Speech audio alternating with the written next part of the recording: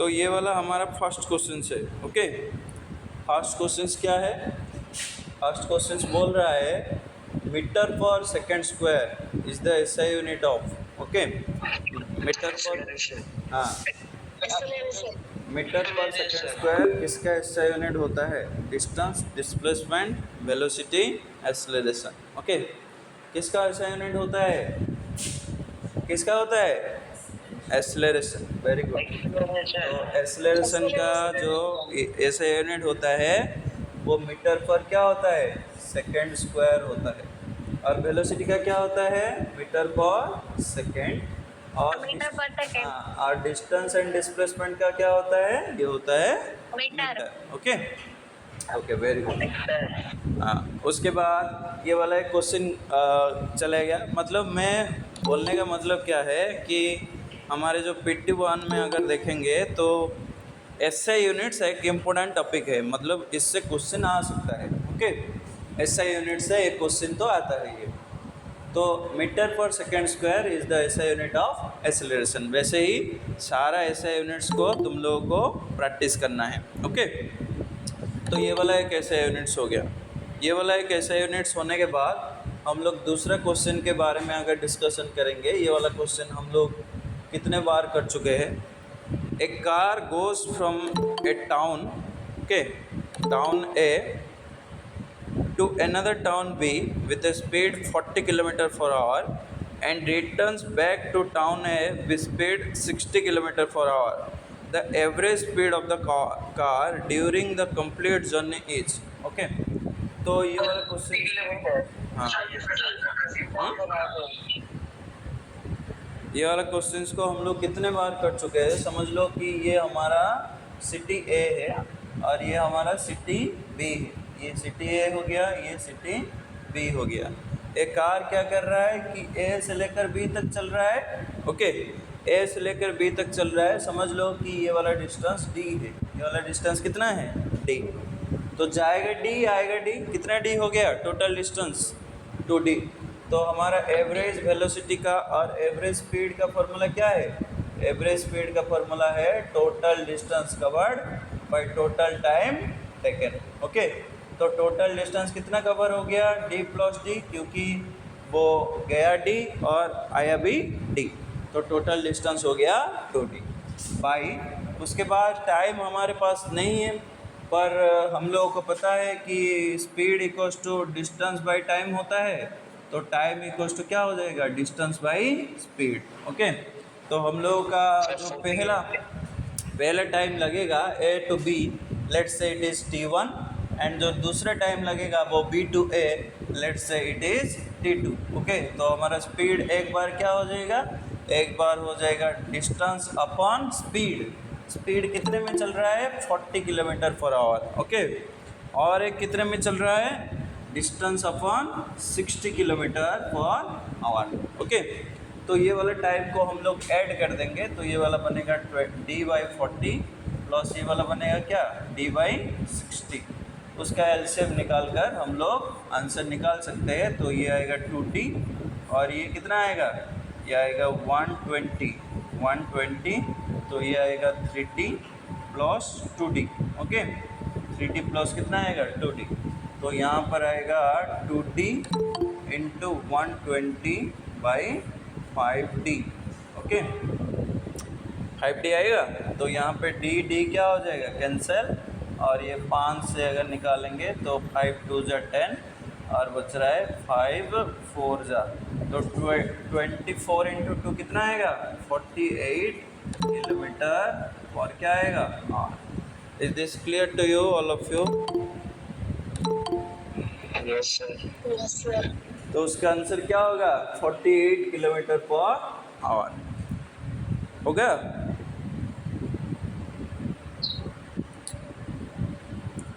ये वाला क्वेश्चन हो सकता है, ऐसे questions? Yes sir. Very good, ऐसे क्वेश्चंस हो सकता है सब लोगों का। ओके, और अभी मैं जिसको बताऊंगा वो आंसर करेगा। ओके, तो देखो, तो नेक्स्ट क्वेश्चन अगर हम लोग करेंगे, नेक्स्ट क्वेश्चन, तो नेक्स्ट क्वेश्चन में दिया है the initial velocity of A body is u, it is under uniform acceleration a, its velocity v at any time t is given by. Okay, तो मैं अब पूछ रहा हूँ, किसको पूछूँ? सिप्रनाक,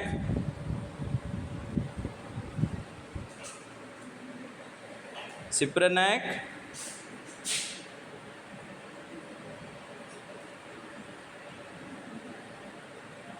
सिप्रनाक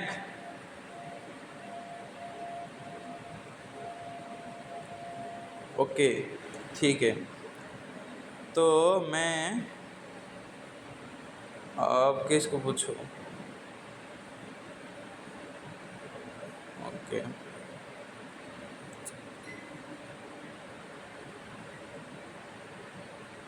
रोजलिन, क्या है यूनिफॉर्म एक्सेलरेशन?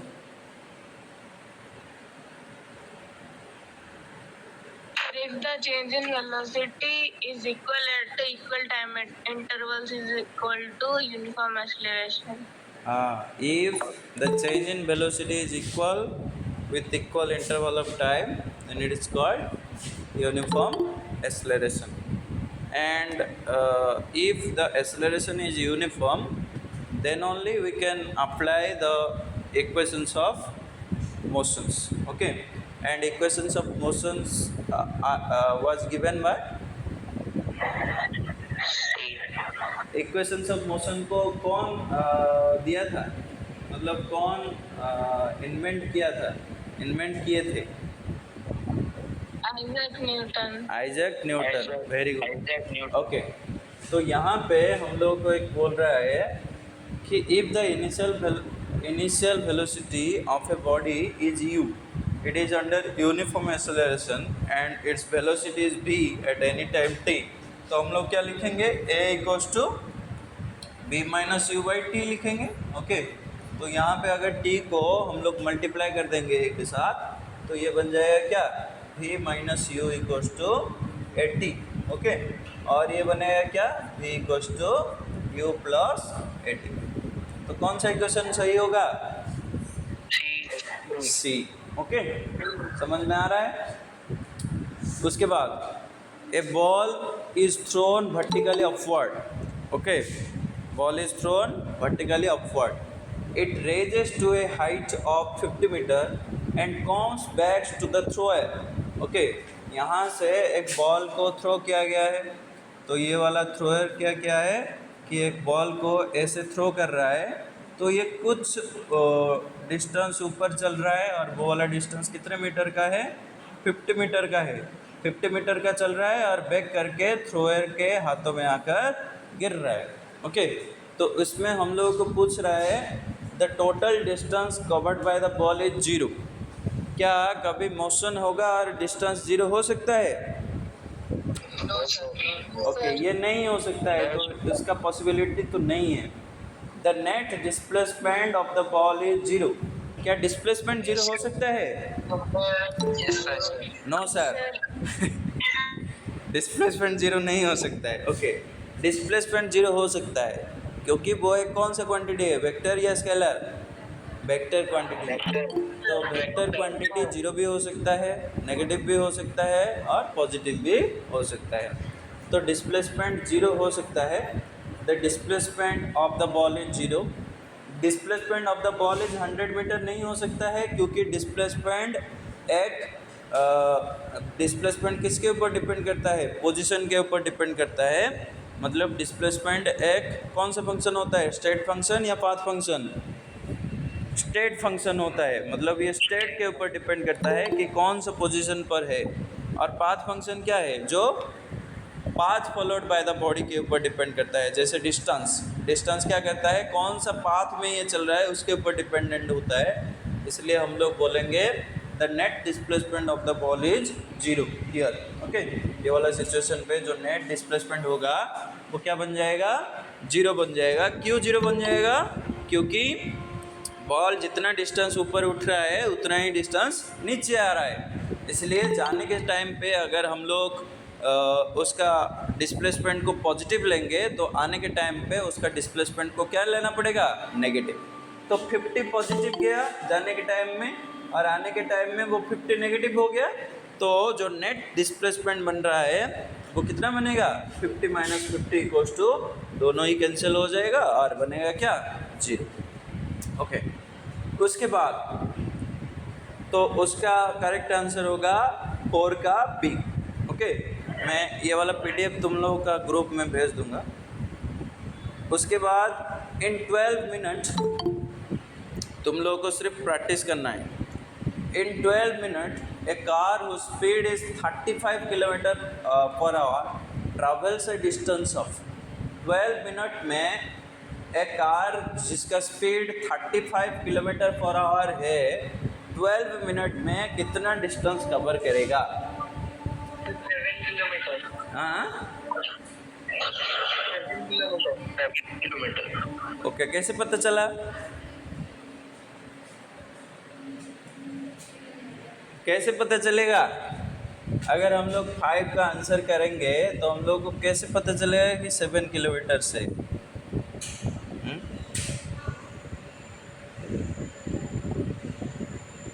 कैसे पता चलेगा? क्योंकि हम लोगों को पता है कि v इक्वल्स टू क्या होता है, s by T, displacement by time. और अगर हम लोग स्पीड इक्वल्स टू देखेंगे तो स्पीड इक्वल्स टू क्या होता है, डिस्टेंस अपॉन टाइम। ओके, तो यहाँ पे जो भी यूनिट्स है क्या वो ऐसे यूनिट्स पे है, नहीं। तो टाइम कितना दिया है, टाइम दिया है 12 मिनट, तो इसको हम लोग ऐसा यूनिट में कन्वर्सन करेंगे तो 12/60 ये हो जाएगा क्या, सेकेंड्स।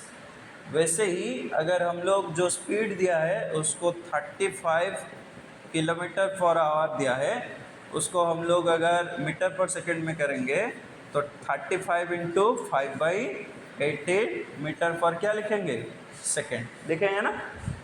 और हमारा स्पीड इक्वल्स टू क्या होता है, डिस्टेंस अपॉन टाइम, तो हम लोग लिखेंगे 35 into 5/18 metre per second is equals to distance कितना दिया है, डिस्टेंस नहीं दिया है तो डिस्टेंस इक्वल्स टू डी लिखेंगे, अपॉन टाइम हमारा कितना हो जा रहा है 12/60 सेकेंड्स। ओके, तो डी इक्वल्स टू क्या हो जाएगा, ये वाला जाकर लेफ्ट साइड में मल्टीप्लाई हो जाएगा, तो ये वाला होगा 35 इंटू 5/18 इंटू 12 कितना हो जाएगा 60, 12 कितना हो जाएगा 60।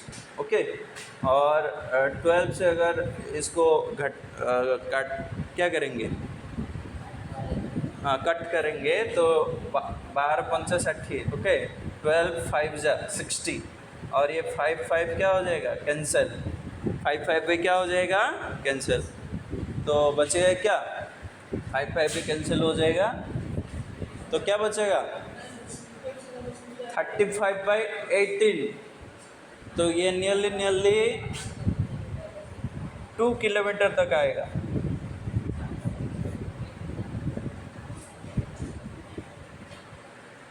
नियरली 2 किलोमीटर तक नहीं आएगा।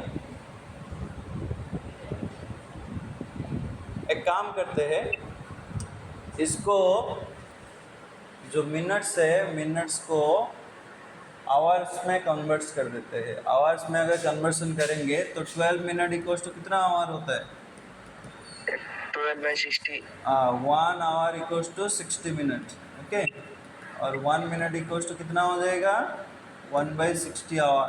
ओके, तो 12 मिनट इक्वल्स टू हो जाएगा 12/60 आवर। तो इसको आवर में रख लेते हैं, ये तो ऑलरेडी किलोमीटर पर आवर में है तो इसको फर्दर चेंज नहीं करेंगे, ये वाला 5/18 का मल्टीप्लिकेशन करना नहीं पड़ेगा हम लोगों को। तो हम लोग कैसे करेंगे देखो, तो ये वाला को, तो टाइम हमारा हो गया क्या, टाइम हमारा हो गया t = 12 मिनट, तो इसको सिर्फ किलोमीटर पर आवर में कन्वर्सन करेंगे तो 12/60 ये क्या हो जाएगा, आवर। 12/60 क्या हो जाएगा, आवर हो जाएगा, और इसको कट करेंगे तो ये हो जाएगा 1/5 आवर। ओके, 1/5 आवर होने के बाद अगर हम लोग स्पीड इक्वल्स टू क्या लिखेंगे, डिस्टेंस अपॉन टाइम, तो तो हमारा डिस्टेंस इक्वल्स टू हो जाएगा स्पीड इनटू टाइम।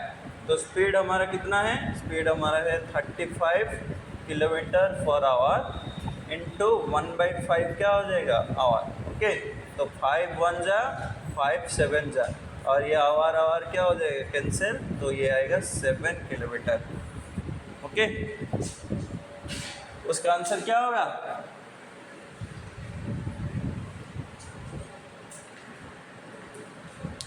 7 किलोमीटर। सब लोगों को समझ में आ रहा है?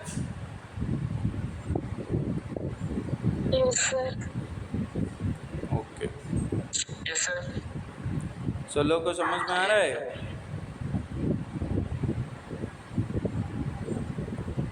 Very good. तो उसके बाद बोल रहा है,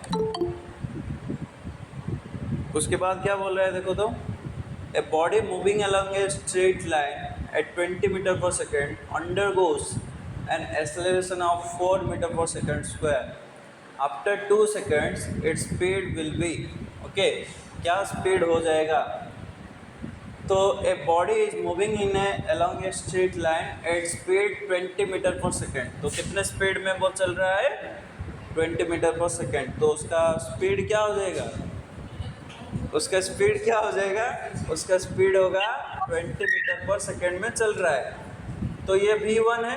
okay, undergoes an acceleration of 4 metre per second square. Acceleration कितना हो गया, 4 मीटर पर सेकेंड स्क्वायर। और टाइम कितने सेकेंड दिया है, ये वाला एक्सेलरेशन कितने सेकेंड्स के लिए हुआ है, 2 सेकेंड्स के लिए हुआ है।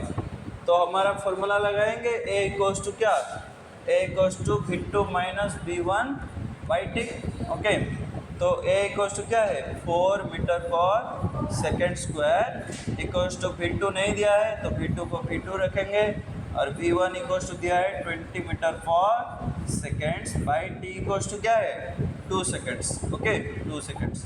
तो इसको यहाँ पे मल्टीप्लाई करेंगे तो ये आएगा v2 minus 20 metre per seconds is equals to 8 metre per seconds हो जाएगा। और इसको अगर इस तरफ लाएंगे तो v2 इक्वल्स टू हो जाएगा 20 प्लस 8 मीटर पर सेकेंड्स। तो ये टोटल आंसर करेक्ट हो जाएगा 28 metre per seconds. Okay, clear all of you? Answer क्या होगा, डी। उसका आंसर क्या होगा,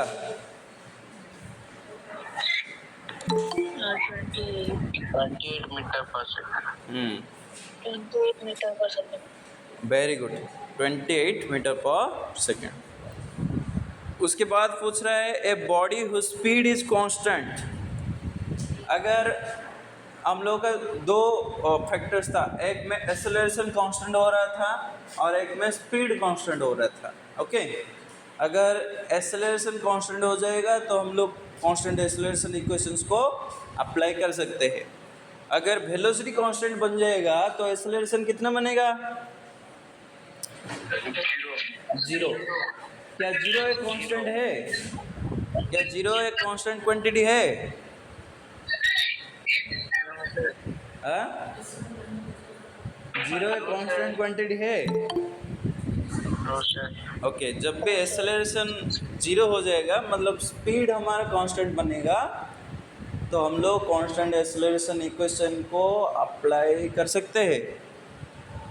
ओके, उसको हम लोग प्रॉब्लम में करेंगे। एक प्रॉब्लम वैसे ही किए थे हम लोग। एक जो बॉडी था कुछ डिस्टेंस कांस्टेंट एक्सेलरेशन में कवर किया था और कुछ डिस्टेंस को कांस्टेंट वेलोसिटी में कवर किया था। ये वाला प्रॉब्लम हम लोग ऑलरेडी कर चुके हैं। उसके बाद a body whose speed is constant must be accelerated, might be accelerated, has a constant velocity, cannot be accelerated. Cannot be accelerated का मतलब है, कैनॉट बी एक्सेलरेटेड का मतलब क्या है, एक्सेलरेशन इक्वल्स टू 0। एक्सेलरेशन क्या है, 0। Has a constant velocity, has a constant velocity मतलब स्पीड अगर कांस्टेंट हो जाएगा तो ये बोल रहा है वेलोसिटी भी कांस्टेंट होगा।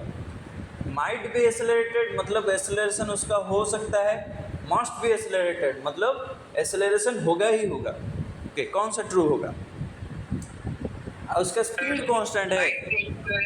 हाँ हाँ क्या रुद्रेश बोलो, ठीक से बोलो। सर ऑप्शन बी होगा क्या, माइट बी एक्सेलरेटेड? माइट भी एक्सेलरेटेड होगा, पर वो कैसे होगा, कैसे होगा देखो तो। हम लोगों को क्या दिया है, हम लोगों को दिया है body whose speed is constant, मतलब स्पीड उसका क्या है, कांस्टेंट है। स्पीड उसका कांस्टेंट है तो ये यूनिफॉर्म सर्कुलर मोशन में भी हो सकता है, जिसमें स्पीड तो कांस्टेंट होता है पर एवरी मोमेंट में उसका डायरेक्शन क्या होता है, चेंज। और हम लोगों का वेलोसिटी क्या है, velocity equals to speed plus direction. Speed plus direction को अगर ऐड किया जाए तो उसको क्या बोला जाता है, वेलोसिटी। तो उसका वेलोसिटी में चेंजेस हो सकता है, स्पीड कांस्टेंट हो सकता है पर उसका वेलोसिटी में चेंजेस हो सकता है। वो कब हो सकता है, जब उसका डायरेक्शन एवरी मोमेंट में चेंज हो रहा हो। ओके, तो स्पीड कांस्टेंट होकर हमारा वेलोसिटी चेंजेस हो सकता है। और एक्सेलरेशन किसके ऊपर डिपेंड करता है, वो वेलोसिटी के ऊपर डिपेंड करता है। एक्सेलरेशन किसके ऊपर डिपेंड करता है, वेलोसिटी के ऊपर डिपेंड करता है। तो अगर वेलोसिटी चेंज होगा तो हमारा एक्सेलरेशन भी क्या हो सकता है, चेंज हो सकता है। ओके, तो हमारा ये वाला आंसर क्या होगा, might be accelerated, not must be accelerated. Must be accelerated नहीं हो सकता है, क्योंकि वो अगर स्ट्रेट लाइन में ऐसे चलेगा, डायरेक्शन अगर उसका चेंज नहीं होगा कांस्टेंट स्पीड में, तो उसका वेलोसिटी भी कांस्टेंट हो गया, और वेलोसिटी भी अगर कांस्टेंट हो जाएगा तो एक्सेलरेशन क्या हो जाएगा, जीरो। ओके, तो उसका सही आंसर क्या होगा, might be accelerated. Okay, clear all of you?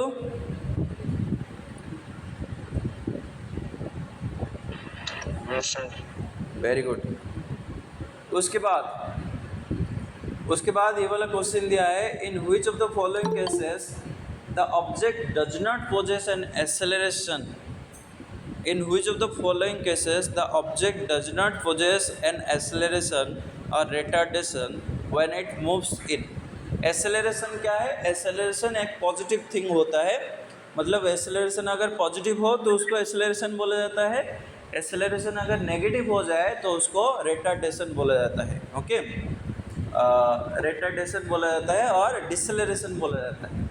तो किसमें एक्सेलरेशन नहीं हो रहा है, ये हम लोगों को ढूंढना पड़ेगा। In which of the following cases the object does not possess an acceleration और retardation when it moves in. Okay, कब एक्सेलरेशन हमारा नहीं होगा, जब हमारा वेलोसिटी क्या बनेगा, कांस्टेंट। वेलोसिटी अगर कांस्टेंट हो जाएगा तो हमारा एक्सेलरेशन नहीं होगा। ओके, और कैसे होगा, अगर एक बॉडी रेस्ट में है तो भी उसका एक्सेलरेशन नहीं होगा। ओके, तो इसमें पूछ रहा है upward direction with decreasing speed, तो इसमें तो एक्सेलरेशन होगा, अपवर्ड डायरेक्शन में चल रहा है और डिक्रीजिंग स्पीड में। Downward direction with increasing speed, फिर से एक्सेलरेशन होगा। With constant speed along a circular path, circular path में चल रहा है कांस्टेंट स्पीड में, पर उसका डायरेक्शन हर मोमेंट में क्या हो रहा है, चेंज हो रहा है। तो स्पीड जो वेलोसिटी होगा वो चेंज हो जाएगा, और वेलोसिटी चेंज होने के साथ साथ हमारा एक्सेलरेशन भी क्या हो जाएगा, चेंज। लास्ट वाला बोल रहा है with constant speed along A horizontal path. Horizontal path का मतलब क्या है, उसका डायरेक्शन चेंज नहीं हो रहा है, वो एक स्ट्रेट लाइन में चल रहा है। तो अगर स्ट्रेट लाइन में कांस्टेंट स्पीड में चलेगा तो डायरेक्शन भी चेंज नहीं हो रहा है, स्पीड भी चेंज नहीं हो रहा है, तो उसका वेलोसिटी क्या बन जाएगा, कांस्टेंट। और वेलोसिटी कांस्टेंट होने के साथ साथ हमारा एक्सेलरेशन क्या हो जाएगा, जीरो, क्योंकि हमारा चेंज इन वेलोसिटी क्या बन जाएगा, change in velocity equals to zero, so acceleration produced must be equals to zero. So the correct answer is option D. Okay, clear? Yes sir. Very good. Yes sir.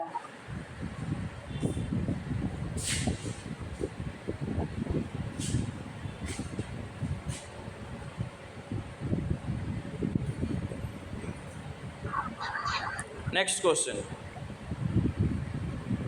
Question. Okay, ये वाला ये वाला मुझे कौन बताएगा,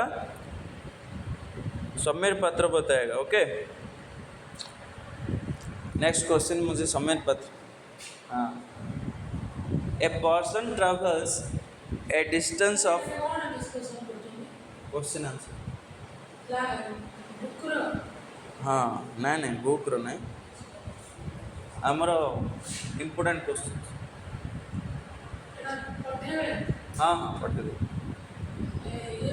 हाँ हाँ ग्रुप्रे पठेदेवी answer नथिବ मात्र आंसर निजे କରିବାକୁ ପଡ଼ିବ ମୁଁ ଭିଡ଼ିଓଟା ପଠେଇଦେବି हाँ हाँ पठेदेवी okay next question a person travels a distance of pi r along the circular hang हो रहा है थोड़ा सा वेट करो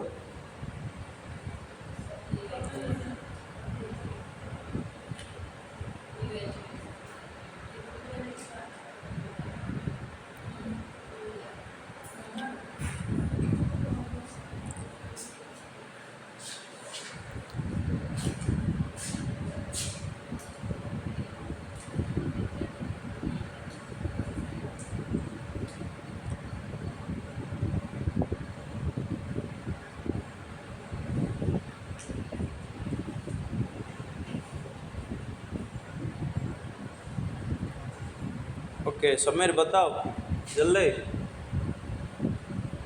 समीर पात्र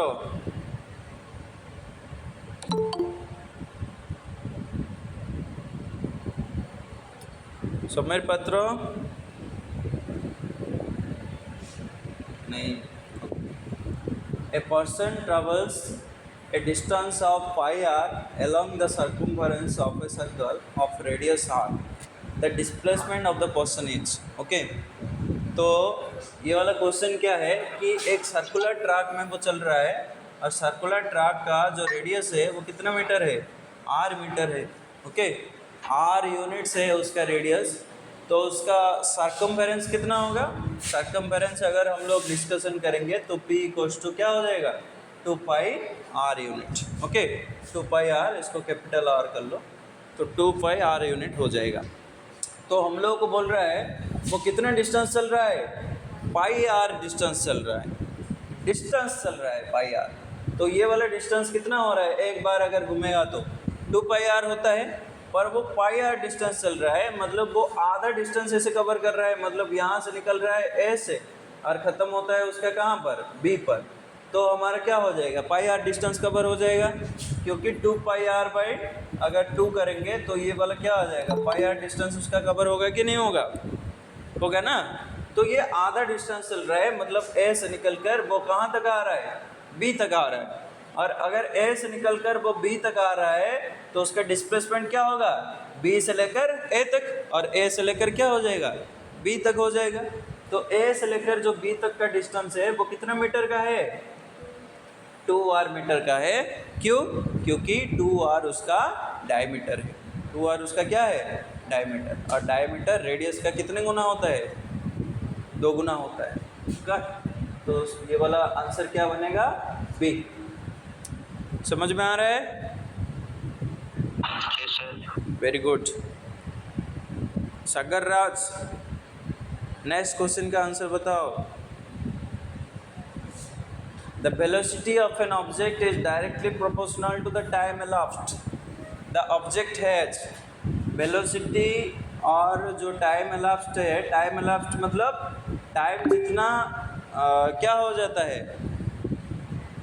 टाइम जितना ख़त्म हो जाता है उसको टाइम elapsed बोलते हैं टाइम elapsed मतलब टाइम जितना वो ले रहा है मूवमेंट करने के लिए उसको टाइम elapsed बोलते हैं Okay, the velocity of an object is directly proportional to the time elapsed. The object has अगर velocity directly proportional to the time elapsed हो जाएगा मतलब v is directly proportional to t.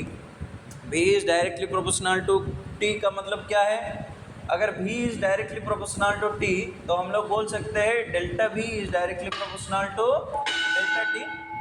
Okay.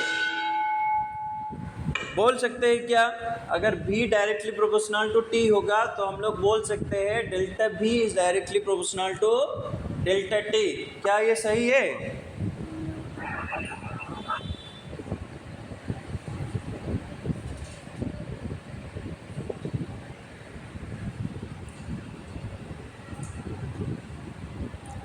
समझ में आ रहा है सब लोगों को हबीब साहब आशुतोष चौधरी, चंदना, चिन्मयानंद, दीपक, समझ में आ रहा है? Yes, sir. Yes, sir. Okay. खिरोद,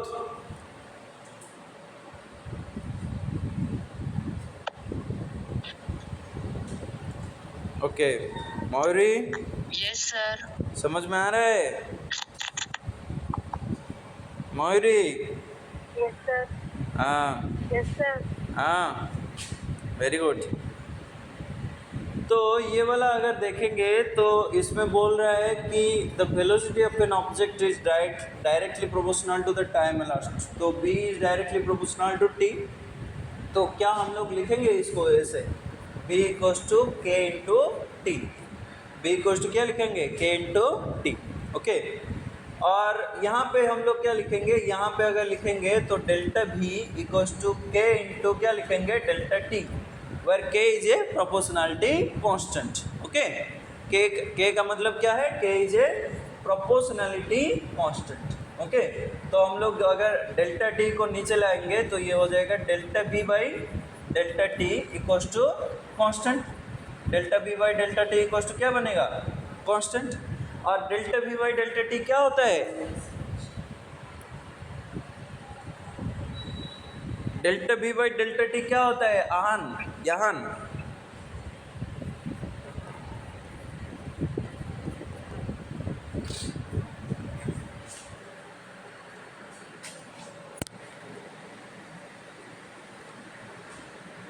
delta v by delta t क्या होता है, एक्सेलरेशन।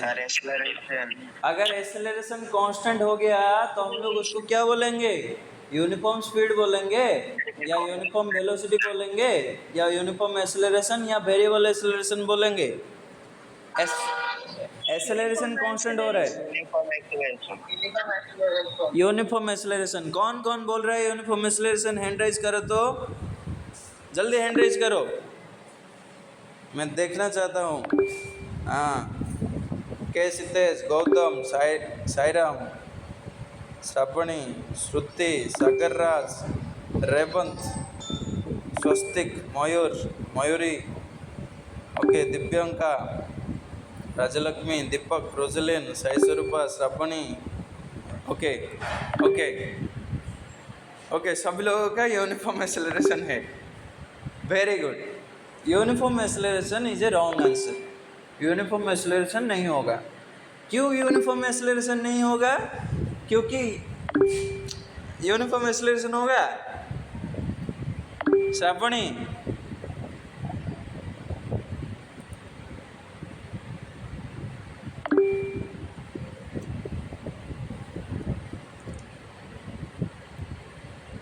कौन सा होगा, जल्दी बोलो। यूनिफॉर्म एक्सेलरेशन होगा या यूनिफॉर्म वेलोसिटी होगा, एक्सेलरेशन कांस्टेंट हो रहा है। Sir uniform velocity. हाँ, यूनिफॉर्म वेलोसिटी, मतलब यूनिफॉर्म वेलोसिटी अगर होगा, समझ लो कि, देखो तो मैं एक एग्जांपल ले रहा हूँ। समझ लो कि हमारा वेलोसिटी 10 मीटर पर सेकंड था, उसके बाद 20 मीटर पर सेकंड होगा, उसके बाद 30 मीटर पर सेकंड होगा, और हमारा टाइम समझ लो कि 5 सेकेंड्स इंक्रीज होगा। मतलब ये वाला 5 है, ये वाला 10 होगा, ये वाला 15 होगा। तो इसमें डिफरेंस क्या है, 5 का, इसमें डिफरेंस क्या है, 5 का, और इसमें डिफरेंस क्या है, 10 मीटर पर सेकेंड्स का, इसमें भी डिफरेंस 10 मीटर पर सेकेंड्स का। तो इक्वल टाइम इंटरवल में जो चेंज इन वेलोसिटी है वो इक्वल है। अगर इक्वल टाइम इंटरवल में चेंज इन वेलोसिटी इक्वल होगा, और हम लोग change in velocity divided by time करेंगे तो 10/5 क्या आएगा, 2 metre per second square.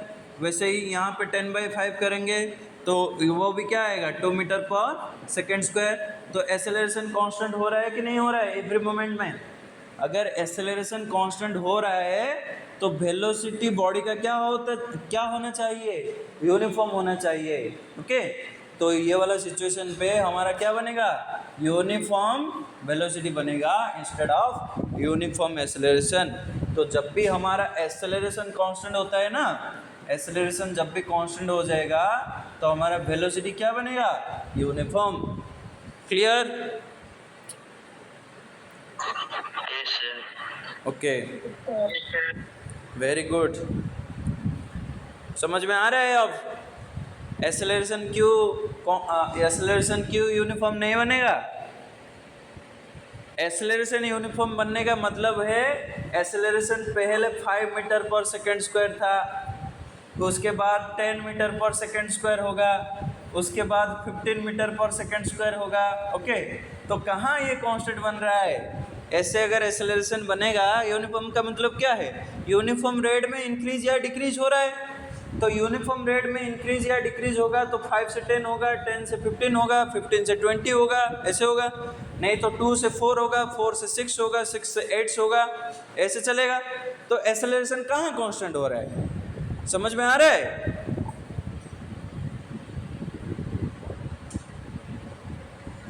Yes sir. जोर से बोलो, समझ में आ रहा है? उसके बाद चलेंगे। Very good. हाँ, ओके। देखो next question 10 number, very important. Okay, ये वाला इंपॉर्टेंट पर एग्जाम में नहीं आएगा। ओके, ये वाला वेरी इंपॉर्टेंट क्वेश्चन है। ये वाला जो क्वेश्चन है वेरी इंपॉर्टेंट है। ओके, पर एग्जाम पॉइंट ऑफ व्यू से इंपॉर्टेंट नहीं है। उसके बाद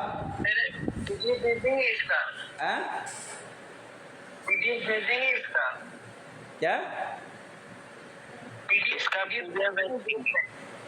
का भी? सर इसका पीडीएफ सेंड करेंगे हम आज? हाँ, पीडीएफ सेंड कर देंगे। ओके, तुम लोग सिर्फ आंसर को ऑब्जर्व करो और घर में करना है क्लास खत्म होने के बाद। A particle experiences a constant acceleration for 20 seconds after starting from rest. If it travels a distance of s1 in the first 10 seconds and s2 in the next 10 seconds, then कौन सा option सही है? s2 equals to s1, s2 equals to 2s1, s2 equals to 3s1, s2 equals to 4s1। ये particle क्या कर रहा है? A particle experiences a constant acceleration for 20 seconds। तो एक्सेलरेशन यहाँ पे कांस्टेंट है, तो हम लोग कांस्टेंट एक्सेलरेशन इक्वेशन अप्लाई कर सकते हैं कि नहीं कर सकते हैं? और कांस्टेंट एक्सेलरेशन इक्वेशन हमारा क्या क्या है? क्वेश्चन दिखाई नहीं आता। हाँ, यहाँ देखे, यहाँ पे जो हम लोग बोल रहे हैं कांस्टेंट एक्सेलरेशन इक्वेशन कितना है हमारा? 3 है। v इक्वल्स टू पहला है u प्लस 18, दूसरा इक्वेशन क्या है? s equals to ut plus half a t square, और तीसरा इक्वेशन क्या है? b square minus u square equals to 2as। तो यहाँ पे 20 सेकेंड्स के लिए इसका एक्सेलरेशन कांस्टेंट हो रहा है। 20 सेकेंड्स के लिए अगर एक्सेलरेशन कांस्टेंट हो रहा है तो इसमें टोटल टाइम जो है वो कितने सेकेंड्स का है? 20 सेकेंड्स। और हम लोग इन्फॉर्मेशन क्या दिया है? एक्सेलरेशन बनता है कांस्टेंट, और ये बनता है कि 2 भाग में उसको वो डिवाइड कर दिया है। एक है हमारा s1 और एक है s2। समझ लो कि यहाँ से यहाँ तक हमारा s1 है, s1 डिस्टेंस चल रहा है फर्स्ट 10 सेकेंड्स में, और दूसरा 10 सेकेंड्स में हमारा कितना डिस्टेंस चल रहा है? s2 डिस्टेंस वो कवर कर रहा है दूसरा 10 सेकेंड्स में। तो फर्स्ट 10 सेकेंड दूसरा 10 सेकेंड्स मिलकर टोटल कितने सेकेंड्स बन जाएगा? 20 सेकेंड्स बनेगा। तो if it travels a distance of s1 in first 10 seconds and a distance of s2 in the next 10 seconds, then s2 equals to s1, s2 equals to 2s1, s2 equals to 3s1 and s2 equals to 4s1। कौन सा option सही होगा उसको थोड़ा ध्यान से observe करो। हम लोग पहला हाफ, ये वाला हमारा पहला हाफ है और ये वाला हमारा दूसरा हाफ है। ओके, फर्स्ट हाफ के लिए मैं उसका क्या निकाल रहा हूँ? डिस्टेंस निकाल रहा हूँ। तो डिस्टेंस निकालने के लिए हम लोग को दूसरा इक्वेशन या तीसरा इक्वेशन में अप्लाई करना पड़ेगा। डिस्टेंस निकालने के लिए हम लोग को दूसरा इक्वेशन या तीसरा इक्वेशन में अप्लाई करना पड़ेगा, क्योंकि पहला इक्वेशन में हमारा डिस्टेंस ही नहीं है, तो पहला इक्वेशन हम लोग अप्लाई नहीं कर सकते। दूसरा इक्वेशन करेंगे या तीसरा इक्वेशन में अप्लाई करेंगे। तो दूसरा इक्वेशन में अप्लाई करने के लिए हम लोगों के पास टाइम होना चाहिए, और हम लोगों के पास इनिशियल वेलोसिटी होना चाहिए, और एक्सेलरेशन भी होना चाहिए। और तीसरे इक्वेशन में भी अप्लाई करने के लिए हम लोगों के पास फाइनल वेलोसिटी, इनिशियल वेलोसिटी होना चाहिए और एक्सेलरेशन होना चाहिए, पर हम लोगों के पास फाइनल और इनिशियल वेलोसिटी हम लोगों के पास नहीं है, तो ये इसमें दोनों नहीं है, तो ये वाला इक्वेशन को भी हम लोग अप्लाई नहीं कर सकते हैं। तो हम लोग कौन सा इक्वेशन में अप्लाई करेंगे? दूसरे इक्वेशन में अप्लाई करेंगे।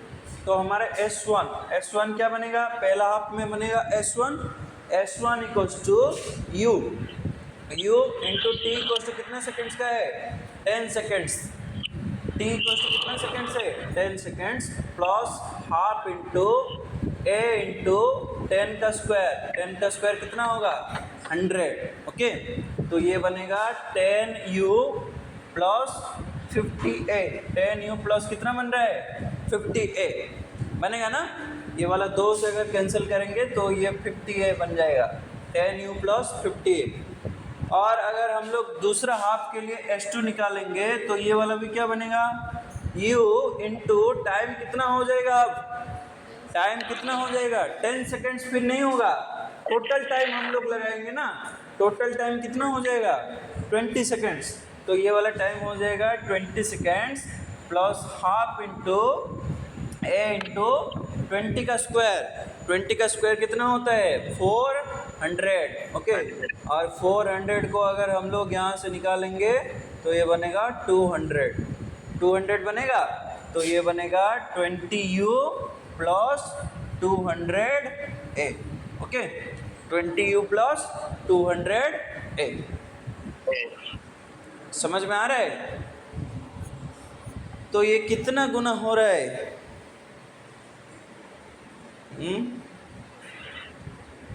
S2 इक्वल्स टू S1 तो नहीं हो रहा है, S2 इक्वल्स टू 2S1 भी नहीं हो रहा है, X2 इक्वल्स टू 3S1 भी नहीं हो रहा है सर।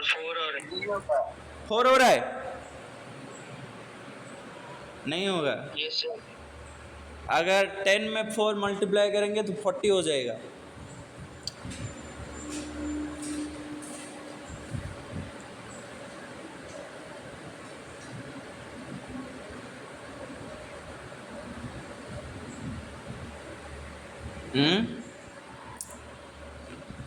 कितना होगा?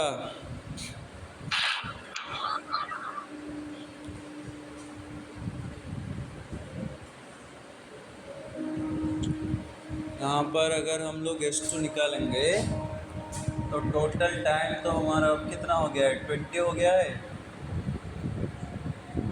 नहीं, यहाँ से यहाँ तक S2 है। ओके, यहाँ से यहाँ तक S2 है। हाँ, तो हाँ देखो हो गया सर। वो आफ्टर स्टार्टिंग फ्रॉम रेस्ट दिया है, तो इनिशियल वेलोसिटी तो दिया है 0 दिया है। पार्टिकल एक्सपीरियंसेस से कांस्टेंट एक्सेलरेशन 30 सेकंड। हाँ, इनिशियल वेलोसिटी भी दिया है, तो वैसे भी कर सकते हैं। तो देखो यहाँ पर हो गया हमारा। तो हम लोग S2 इतना सारा निकालते थे, S2 अगर इतना सारा निकालेंगे तो टोटल डिस्टेंस आएगा कि नहीं आएगा? 0 से 20 तक निकालेंगे। एक बार 0 से 10 तक निकालेंगे तो इतना डिस्टेंस तो आएगा, पहला हाफ इतना डिस्टेंस तो कवर हो जाएगा। और 0 से ये वाला 0 से 10 तक निकाले हैं, और ये वाला 0 से 20 तक अगर निकालेंगे तो ये वाला पूरा डिस्टेंस कवर हो जाएगा। तो S2 निकालने के लिए हम लोग क्या कर सकते हैं? ये वाला पूरा डिस्टेंस से S1 को घटा सकते हैं। पूरा डिस्टेंस से अगर S1 को घटाएंगे तो 20U माइनस 10U। ओके, और बनेगा क्या? 20U माइनस 10U, ये बनेगा 200U माइनस 50U। तो ये क्या बनेगा? ये बनेगा 10U और ये बनेगा 150A। तो वैसे भी नहीं आ रहा है सर। इनिशियल वेलोसिटी दिया है, उसको पुट कीजिए ना। इनिशियल वेलोसिटी 0 होगा ना सर? ओके, इनिशियल वेलोसिटी 0 होगा। हाँ, इनिशियल वेलोसिटी 0 होगा तो हो जाएगा। हाँ, हो गया। देखो स्क्रीन चला गया। हाँ, इनिशियल वेलोसिटी 0 होगा तो ये वाला कितना बनेगा? पहला वाला S1 इक्वल टू बनेगा U 0 हो जाएगा। U 0 इंटू A इंटू क्या बनेगा? T। A इंटू T बनेगा ना। तो A इंटू ये बनेगा क्या? A इंटू T बनेगा ना। सर स्क्रीन नहीं दिख रहा है। हाँ, स्क्रीन नहीं दिख रहा है, आपसे क्या सुन रहे हैं? ओके ओके सर स्क्रीन नहीं दिख रहा है। ओके।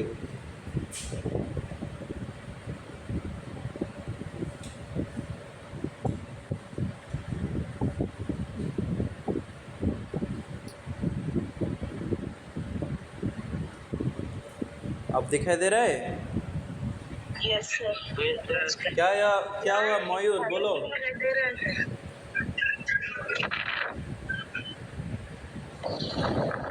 तो यहाँ पे पहला वाला डिस्टेंस हो जाएगा a इंटू टी मीटर। दूसरा डिस्टेंस क्या होगा, दूसरा डिस्टेंस अगर पूरे डिस्टेंस हम लोग निकालेंगे तो s इक्वल्स टू क्या बनेगा, a इंटू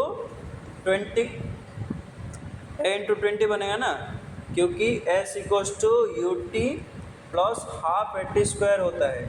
एटी स्क्वायर तो यहाँ पे हाफ इंटू 10 का स्क्वायर बनेगा। ओके, हाफ इंटू 10 का स्क्वायर बनेगा तो हाफ इंटू ए इंटू ये वाला क्या बन जाएगा 100, तो ये वाला बनेगा 50a। ये वाला कितना बनेगा 50a डिस्टेंस बनेगा। और ये वाला डिस्टेंस कितना बनेगा, हाफ इंटू ए इंटू 20 का square. Half into A into 20 का स्क्वायर मतलब हाफ इंटू ए इंटू 400। तो 400 से निकालेंगे तो ये वाला बनेगा 200a। 200a बनेगा तो हमारा जो S2 बनेगा, S2 हो जाएगा हमारा क्या, S2 हो जाएगा S माइनस S1। तो S क्या है हमारा 200a माइनस 50a, तो ये बनेगा 150a। तो S2 हमारा कितना आ गया 150a और S1 हमारा कितना आ गया 50a। तो कितना गुना हो रहा है 3 गुना। ये समझ में आया या नहीं आया, ये वाला समझ में आया। मैंने क्या किया कि यहाँ से वो S1 डिस्टेंस कवर किया, फिर वो यहाँ से एक डिस्टेंस कवर किया S2। तो ये वाला डिस्टेंस है S1 और ये वाला डिस्टेंस है S2, और दोनों में उसको कितना सेकंड लग रहा है 10 सेकंड ही लग रहा है। मतलब ये वाला भी 10 सेकंड्स में कवर कर रहा है और ये वाला भी वो 10 सेकंड्स में कवर कर रहा है। मैं पहले S equals to you plus U T plus half A T square जो फार्मूला है इसको डाल के मैंने S1 निकाल लिया, S1 निकाल लिया। और दोबारा मैं S1 निकालने के बाद पूरा S निकाल लिया। पूरा S कैसे निकालेंगे, टाइम इक्वल्स टू अगर 20 सेकेंड्स डालेंगे तो टाइम इक्वल्स टू अगर 20 सेकेंड्स डालेंगे तो ये पूरा S निकल के आ जाएगा। तो पूरा S निकल के एक बार आ जाएगा 20 डालने से। जब टाइम इक्वल्स टू 20 फुट करेंगे तो पूरा S निकल के आ जाएगा। और टाइम इक्वल्स टू जब भी हम लोग 10 सेकेंड्स पुट करेंगे तो हमारा S1 निकल के आ जाएगा। तो S2 को हम लोग कैसे निकालेंगे, पूरे डिस्टेंस से अगर S1 को माइनस कर लेंगे, तो पूरे डिस्टेंस से अगर हम लोग S1 को माइनस कर लेंगे तो हमारा निकल के आता है 50a मीटर। ओके, और हमारा इनिशियली S1 निकल के आया था 50a और ये आ रहा है 150a। तो कितना गुना हो रहा है 3 गुना हो रहा है। S2 इक्वल्स टू क्या हो रहा है 3S1 हो रहा है। Okay clear. तो ऑप्शन क्या होगा सी।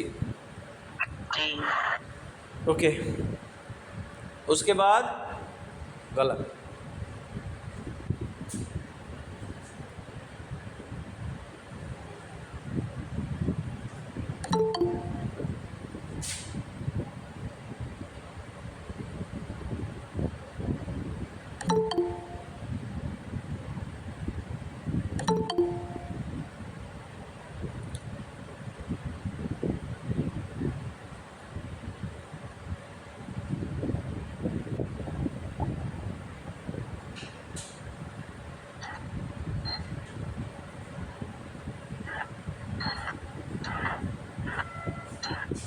ओके, नेक्स्ट क्वेश्चन में what does the area under A VT graph represents.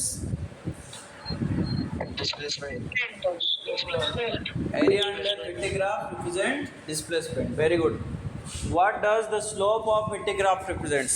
VT graph का स्लोप क्या रिप्रेजेंट करता है, एवरेज एक्सेलरेशन। ओके, और 14 नंबर का क्वेश्चन हम लोग ऑलरेडी कर चुके हैं। A body is thrown vertically upward with a velocity u, the greatest height has to which it will rise is ये वाला आंसर क्या होगा, u²/2g होगा ना। ये वाला कितने बार हम लोग कर चुके हैं। उसके बाद the numerical ratio of displacement to the distance of a moving object is, क्योंकि डिस्प्लेसमेंट हमेशा ही डिस्टेंस से क्या होगा, छोटा होगा।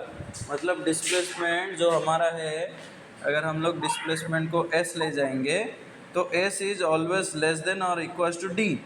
तो ये वाला अगर रेशियो निकालेंगे किसका बीच में, the numerical ratio of displacement to distance. ये वाला कभी बदल भी सकता है, ऐसे भी पूछ सकता है डिस्टेंस टू डिस्प्लेसमेंट, ऐसे अगर पूछेगा।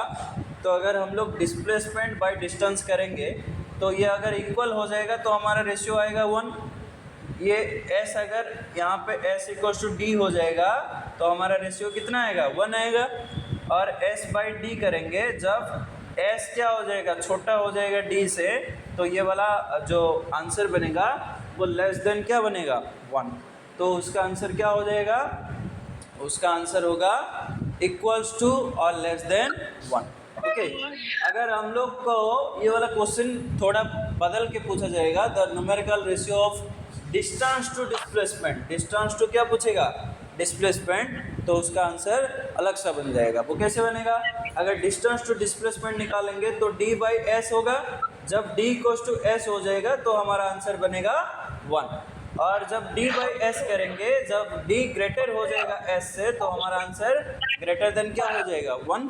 तो उसका आंसर होगा इक्वल्स टू और ग्रेटर देन 1। ओके, उसके बाद माइक ऑफ करो।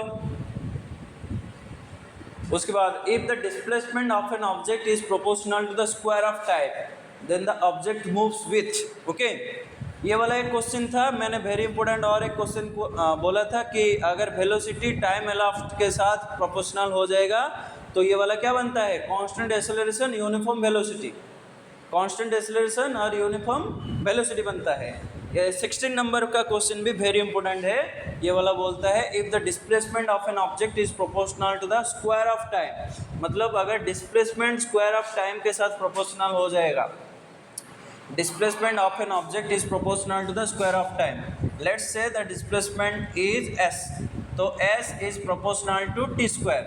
अगर s proportional to t square होगा तो हम लोग लिखेंगे s is proportional to t square हो गया, तो हम लोगों का हो जाएगा s equals to k into t square, where k is a proportionality constant। Okay, अगर proportionality को हम लोगों को विड्रॉ करना है तो हम लोगों को एक कांस्टेंट के साथ उसका मल्टीप्लिकेशन करना होगा। ओके, तो ये वाला आंसर क्या बनेगा, ये वाला आंसर बनेगा s/t² इक्वल्स टू कांस्टेंट। तो s/t² इक्वल्स टू क्या हो जाएगा, कांस्टेंट। तो s/t² को हम लोग ऐसे लिखेंगे s/t इंटू ये वाला क्या लिखेंगे 1/t, हो सकता है s/t इंटू 1/t। और s/t क्या होता है हमारा, s/t डिस्प्लेसमेंट बाय टाइम क्या होता है, वेलोसिटी। वेलोसिटी। तो displacement by time equals to ये वाला हो गया कांस्टेंट। ओके, तो displacement by time equals to लिखेंगे velocity by time equals to constant. और वेलोसिटी बाय टाइम फिर से क्या होता है, वेलोसिटी बाय टाइम हमारा फिर से हो जाता है एक्सेलरेशन इक्वल्स टू क्या बनता है, कांस्टेंट। ओके, तो ये वाला क्या हो जाएगा, यूनिफॉर्म वेलोसिटी। हाँ क्या होगा ये वाला एक्सेलरेशन कांस्टेंट होने से, sir uniform velocity. Uniform velocity. Okay, clear all of you. Okay, और एक क्वेश्चन कर लेंगे। 16 एक क्या होता है, ऑड नंबर होता है। 17 from the VT graph it can be inferred that the object is. VT graph से हम लोगों को क्या पता चलता है, जो VT ग्राफ है B में y एक्सिस में रिप्रेजेंट किया गया है और T को x एक्सिस में रिप्रेजेंट किया गया है, और टाइम के साथ उसका वेलोसिटी कांस्टेंट है। तो अगर टाइम के साथ उसका वेलोसिटी अगर कांस्टेंट हो जाएगा तो वेलोसिटी तो चेंज नहीं हो रहा है, तो वेलोसिटी अगर चेंज नहीं हो रहा है तो वेलोसिटी कांस्टेंट होगा। तो रेस्ट में तो नहीं हो सकता है। यूनिफॉर्म मोशन में क्या कांस्टेंट होता है, स्पीड कांस्टेंट होता है यूनिफॉर्म मोशन में। नॉन यूनिफॉर्म मोशन में स्पीड क्या हो सकता है, अलग अलग हो सकता है, तो नॉन यूनिफॉर्म मोशन नहीं होगा क्योंकि वेलोसिटी कांस्टेंट है।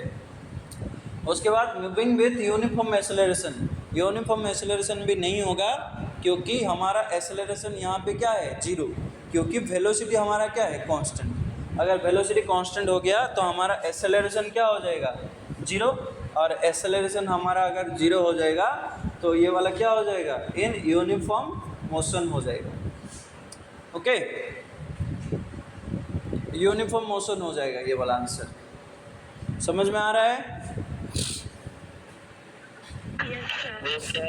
Okay, very good. उसके बाद मयूर बोलेगा, वो कितने बार हैंड राइज कर चुका है। ओके, नेक्स्ट क्वेश्चन, मयूर बोलो। Which of the following figure represents the uniform motion of a moving object correctly? Uniform motion को कौन रिप्रेजेंट करता है, कौन सा ग्राफ रिप्रेजेंट करता है, ए, बी, सी या डी? सर ए। कैसे? क्योंकि अगर हम लोगों का डिस्टेंस टाइम ग्राफ एक स्ट्रेट लाइन होगा तो हमेशा ही वो एक यूनिफॉर्म मोशन को रिप्रेजेंट करता है।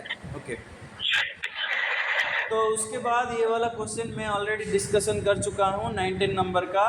जिसका स्लोप ज़्यादा होता है उसका स्पीड भी क्या होता है, ज़्यादा। डिस्टेंस टाइम ग्राफ का स्लोप स्पीड देता है, इसलिए जिसका स्लोप ज़्यादा होगा उसका स्पीड भी क्या हो जाएगा, ज़्यादा। और स्लोप किसका ज़्यादा होता है, जिसका इंक्लाइनेशन ज़्यादा होता है। जिसका इंक्लाइनेशन ज़्यादा होगा उसका स्लोप ज़्यादा होगा। तो सबसे ज़्यादा इंक्लाइनेशन किसका है, सी का है। तो C is the fastest car and B is the slowest car. Okay, तो उसका आंसर हो जाएगा car B is the slowest.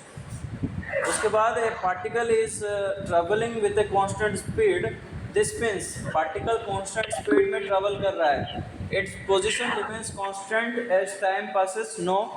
It covers equal distance in equal interval of time, its acceleration is zero, it does not change its direction of motion. Speed constant है तो direction तो change हो सकता है, तो D option is wrong. It's acceleration is zero, speed constant है तो उसका डायरेक्शन चेंज हो सकता है, तो हम लोग बोलेंगे acceleration zero. May be it is zero, but हम लोग नहीं बोल सकते हैं कि ये जीरो ही होगा। तो उसके बाद it covers equal distance in equal interval of time, ये हो सकता है। Its position remains constant as time passes, no. Position change होगा क्योंकि ये मोशन में है, तो हमारा करेक्ट आंसर बनेगा बी। ओके, कौन सा करेक्ट है, बी। उसके बाद ए प्लेस और an object used for comparison to determine if something is in motion is called. एक प्लेस है जो कि कंपैरिजन के लिए यूज़ किया जाता है, एक बॉडी का मूवमेंट को ऑब्जर्व करने के लिए, वो वाला को क्या बोला जाता है, रेफरेंस पॉइंट। और ये वाला हमारा मोशन चैप्टर का पहला लाइन है, to describe motion we need a reference point. Okay, ये वाला हमारा पहला लाइन था, तो उसको हम लोग क्या बोलेंगे, रेफरेंस पॉइंट। उसके बाद which one of this having highest speed और लीस्ट स्पीड, उसको हम लोग निकाल सकते हैं। 100 यूनिट्स को एक यूनिफॉर्म यूनिट्स में कन्वर्सन करना है। अगर सभी को किलोमीटर पर आवर में करेंगे, नहीं तो सभी को मीटर पर सेकंड में कन्वर्सन करेंगे। जो ज़्यादा आएगा वो हाईएस्ट होगा और जो कम आएगा वो लीस्ट बन जाएगा।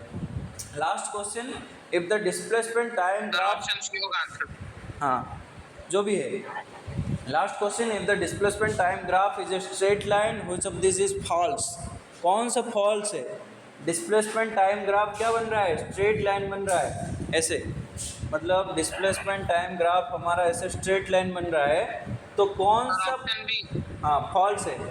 बोल रहे हैं कि velocity constant, displacement time graph है, डिस्प्लेसमेंट टाइम ग्राफ मतलब एक्सटी ग्राफ या एसटी ग्राफ है। एसटी ग्राफ का स्लोप क्या रिप्रेजेंट करेगा, एसटी ग्राफ का स्लोप रिप्रेजेंट करेगा वेलोसिटी, और वेलोसिटी यहाँ पे क्या बनेगा, कांस्टेंट बनेगा, क्योंकि ये वाला एक स्ट्रेट लाइन है तो हमेशा उसका स्लोप क्या बनेगा, थीटा इक्वल टू हो जाएगा क्या, कांस्टेंट, तो इसलिए उसका स्लोप भी क्या बन जाएगा, कांस्टेंट। ओके, तो ये वाला सही है। एक्सेलरेशन जीरो, क्योंकि वेलोसिटी कांस्टेंट है तो एक्सेलरेशन जीरो है, ये भी सही है। स्पीड कांस्टेंट, स्पीड कांस्टेंट है और ये वाला बोल रहा है एक्सेलरेशन इज नॉट जीरो। तो एक्सेलरेशन नॉट जीरो एक रॉन्ग आंसर है, स्पीड कांस्टेंट होगा क्योंकि वेलोसिटी कांस्टेंट हो रहा है। ओके, तो उसका जो आंसर बनेगा which of this is false, तो उसका आंसर कौन सा बनेगा? Option D. Clear all of you? Yes sir. Okay, आप लोग जा सकते हो अभी।